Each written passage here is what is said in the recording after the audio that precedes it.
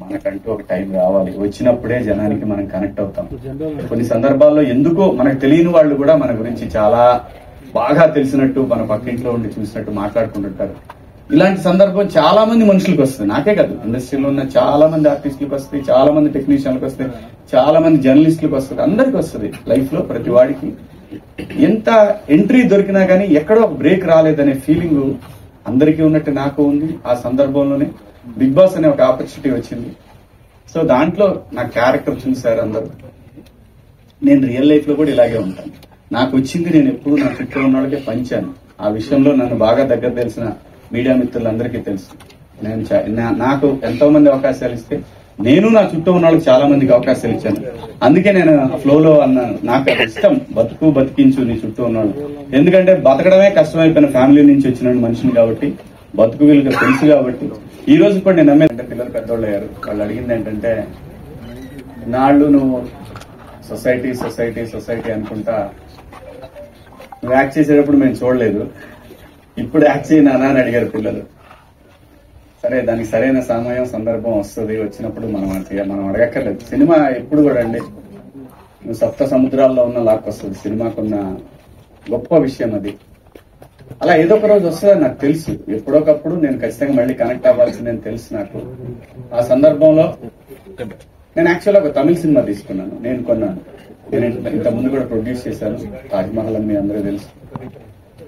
ఆ సందర్భంలో విజయ్ సేతుపతి గారి సినిమా ఒకటి కొన్నాను. నేను కొన్నప్పుడు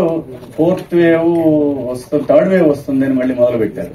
అప్పటికే ప్రొడక్షన్, ప్రీ ప్రొడక్షన్ అంతా అయిపోయింది, డైలాగ్ వెర్షన్ అన్ని అయిపోయినాయి, మ్యూజిక్ కూడా అయిపోయింది, అంతా టెక్నీషియన్ అంతా సెట్ అయ్యారు, అంతా అయిపోయింది అన్నారు. ఇంకా మనకి దరిద్రం మొదలలేదురా, వద్దులే, సరే అయిన వరకు అయిందిలేని అంతటితో ఆపేశాను. ఆపినప్పుడు మళ్ళీ అంతా లాస్ట్ ఇయర్ నేను సరే నాకున్న సర్కిల్లో ఒక బెస్ట్ పర్సన్ ని చూజ్ చేసుకుని ఆయన దగ్గరికి వెళ్దామని చెప్పి వెళ్ళాను. ఆయనే ఈటీవీ బాపినీడి గారు.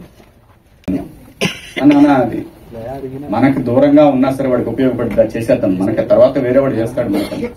ఆ పద్ధతిలో ఉన్నాను కాబట్టి దేవుడు ఈ రోజు అదేనంటాను, నమ్మి నిజాయితీగా ఉంటే ఎప్పటికీ సక్సెస్ ఏదో ఒక రోజు, ఆఖరికి నువ్వు 80 సంవత్సరాల వయసులో ఉన్నా కూడా నీ దగ్గరికి వస్తుంది. అది ఈ భూమి మీద నువ్వు బతుకున్నప్పుడు ఆ సక్సెస్ నువ్వు చూస్తావు. ఇది బెస్ట్ ఎగ్జాంపుల్స్ చాలా ఉన్నాయి.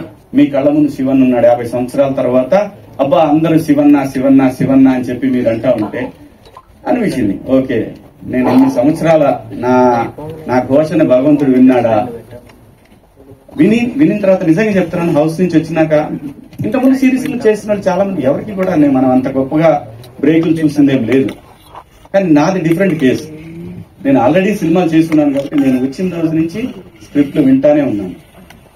అలా అని చెప్పి మనతో పెద్ద సినిమాలు ప్లాన్ చేస్తున్నారని నేనేం చెప్పను.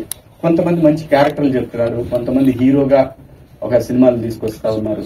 అవన్నీ పక్కన పెట్టేస్తే 90s దగ్గరకు వస్తే 90s అనేది ఎక్స్ట్రాడినరీ వెబ్ సిరీస్ అండి. ఈటీవీకి ఎంతైతే క్రెడిబిలిటీ ఉంది